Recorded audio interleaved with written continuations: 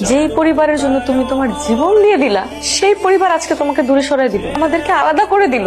চোখটা নষ্ট হয়ে ভালোই হয়েছে। পরিবারের যে পরিবর্তন সেটা দেখতে হচ্ছে না। মা দেও, তোমার জামাইয়ের অবস্থা দেও, দুইটা চোখই নষ্ট হয়ে গেছে। চল তো রানী, তোর সাথে আমার একটু কথা আছে। কি বলবা? এইখানেই বলো। এইখানে কওয়া যাইবো না, আয় তুমি বসো, আমি আসতেছি। তাড়াতাড়ি ব্যাগপত্র গুছায় নে, আমার সাথে চল। কি তুমি তোমার জামাইরে আর আমারে তোমার সাথে নিতে আসছো? এই কথাটা আমার সামনে বললেই তো হইতো, তো কত খুশি হইতো। আমি জামাইরে নিতে আসি নাই, আমি তোরে নিতে আসছি। তোরে নিয়ে আমার লাভ কি? ওই অন্ধর সাথে আমি তোরে থাকতে দিব না, আমি তোরে অন্য জায়গায় বিয়ে দিব। মা তুমি এসব কি বলতেছো? আমি ওরে ছাইরা কোথাও যাবো না। জীবন আবেগ দিয়ে চলে না, জীবন চলে বিবেক দিয়ে। একটু বিবেকটা খাটা। একটা অন্ধ মানুষের সাথে চলে তোর জীবনটা নষ্ট করিস না, আমার সাথে চল তুই। না না মা, আমি ওরে ছাইরা কোথাও যাবো না। ও কানা হোক লুলা হোক, আমি ওর সাথেই থাকবো। আব্বা, তোমার শরীরটা এখন কেমন? আমার শরীরের কথা এখনো ভাবিস না বাজান তুই। আমি বাসা থাকতে তোর চোখ দুটো নিয়ে গেলো কেন আল্লাহ?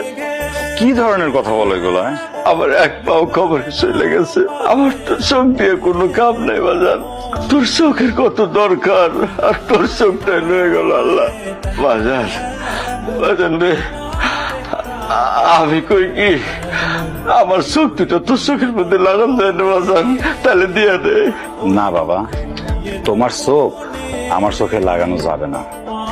আর গেলেই বা আমি নিব কেন? তোমারে অন্ধ কইরা আমি তোমার চোখ নেব, এটা তুমি কি কও বাবা? বাজান রে, তুই তোর বাপের চোখ না নাস, আমার চোখ দুটো নিয়ে যা। কি হইব এই চোখ দিয়ে? এই দুনিয়া দেখা অনেক দেখছি, জন্মের পরের থেকে দেখছি।